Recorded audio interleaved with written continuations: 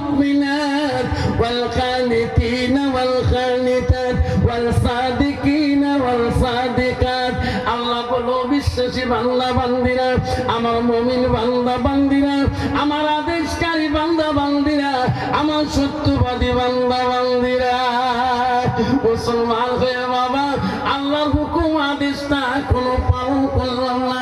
মুসলমান এত চালাক, মসজিদে আজান শুনলে ওই বাবা বাজারে দেখবেন সোনারা, ওই বাবারা এক কাপ চা 5 টাকা নিয়ে খেয়ে 2 ঘন্টা লেকচার দেয়, বলে ভাই নামাজ না পড়তে পারি ইমানের ক্ষতি আলাও হয় নাই। আছে না? কত ডিজিটাল মুসলমান মসজিদে আজান দিচ্ছে মুয়াজ্জিন, ওই চৌরঙ্গি মোড়ে ওই চাকরি মোড়ে আজান দিচ্ছে মুয়াজ্জিন, আল্লাহু আকবার আল্লাহু আকবার আল্লাহু আকবার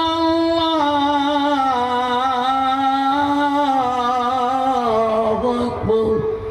যেরকম সুবহানাল্লাহ, আল্লাহ ডাকে এত সুন্দর এত মধুর, সেই ডাক শুনি মুসলমান কেমন করে 4 দোকানে 40 মিনিট 1 ঘন্টা কাটে দিল, 2 ঘন্টা কাটে দিল। আর মাগরিবের নামাজটা পড়া 10টা মিনিট সুযোগ হলে রাজনে ঠিক না বেঠি। জান্নাত কেমন করে পাওয়া যাবে বাবা? আল্লাহ এত বড় পৃথিবী দলি ছিল সোনারা, পৃথিবীতে সব অলিদের অলি ছিল, সব আউলিয়াদের আউলিয়া ছিল। তার বাবার নাম ছিল আবু সালে জঙ্গি মুসা রহমাতুল্লাহ। তার বেটা পৃথিবীর সব অলিদের অলি, সব পীরদের পীর, সব আউলিয়াদের আউলিয়া।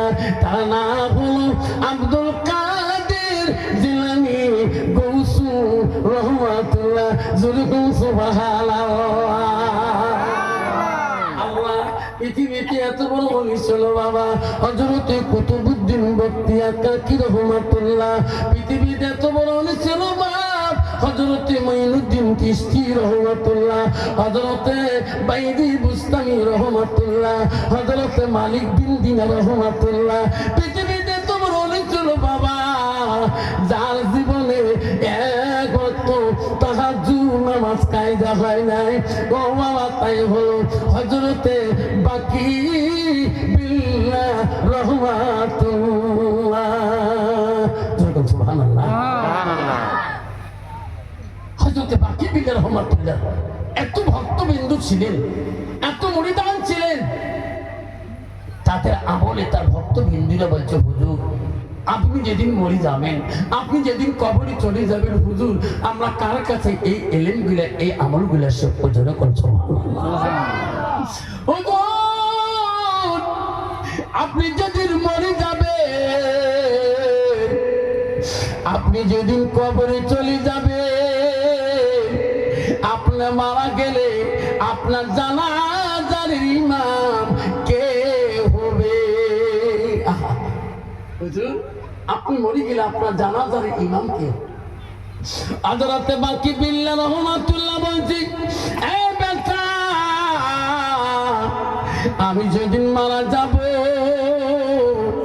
আমার জানাজার ইমাম ওই মানুষ হবে, ওই আলেম হবে যার জীবনে এক ওয়াক্ত তাহাজ্জুদ নামাজ কায়দা হয় না। যার জীবনে এক ওয়াক্ত তাহাজ্জুদ নামাজ কায়দা হয়। আল্লাহ যার তাহাজ্জুদ কায়দা হয় না কিন্তু বাবা তার ওয়াক্ত নামাজ কায়দা হয় কি? তাহাজ্জুদ এত কঠিন নামাজ, আল্লাহকে আপন করা নামাজ, আল্লাহকে কাছে রাখা নামাজ। বাকি বিল্লাহ ওসিয়ত করে গেল আমার জানাজার, আমার মৃত্যুর পরে আমার জানাজার ওই ইমাম হবে যার জীবনে এক ওয়াক্ত তাহাজ্জুদ নামাজ কায়দা হয় নাই। বাকি বিল্লাহ চলে গেল রে, মনন হয়ে গেল পৃথিবীটা থাকার জায়গা না। ওই তো খোদার খেলা, ওই তো খোদার নীলা, সকালবেলা ধনী রে ভাই তুই, ফকির সন্ধ্যাবেলা। বাসে কাটিবে খাবে বানাইবে, সেই কাটতে তুলিবে সারি জনা। তুই আসিবে তোমার প্রাণ আরো তো চাইবে না। ভাই কান্দিবে ভাতিজা কান্দিবে, ভাই কান্দিবে ভাতিজা কান্দিবে। আপন সত্য কেউ তো সারিবে না। ঘরের বিবি কান্দিয়া মিটাইবে বাসনা। ওই তো খোদার খেলা, ওই তো খোদার নীলা। সকালবেলা ধনী রে ভাই তুই, ফকির সন্ধ্যাবেলা। সারাদিনের টাকা পড়ি, সারাদিনের টাকার গরম, সারাদিনের বেটার গরম, ছেলে মেয়েদের গরম, সম্পত্তির গরম, চাকরির গরম, সবকিছু নেতার গরম। এখন তোর কবরে যেতে হবে, আরো গরম চলবে, যেরকম চলবে। যিনি তো গ্রামের বড় নেতা ছিল, বড় প্রধান এমএলএ প্রেসিডেন্ট ছিল, এনার জন্য কবরটা একটু 5.5 হাত বানা হোক, চলবে? চলবে না। না, ইনি তো বড় গ্রামের বস্তান ছিল, মানিগুনি লোক ছিল, এনার জন্য 5 কাপড়া 6 কাপড়া বানা হোক, চলবে? চলবে। আমার মা বলে না, ও আমার চাকরির মা বলে না, শুনি রাখো মা। আল্লাহ নবী কি বললেন মা? আলমার আতুই যা সাল্লাত খামসাহা।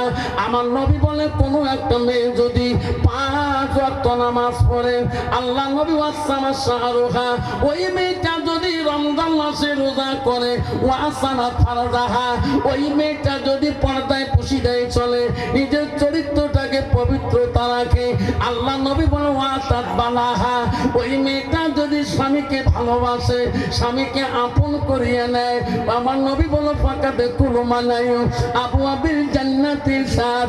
নবী বলো ওই নারীদের জন্য আল্লাহ 8টা জান্নাতের দরজা খোলা রাখবে। সুবহানাল্লাহ। কিন্তু বাবা, বর্তমান যুগের ডিজিটাল নারী রে বাবা, নামাজও তো জিরো।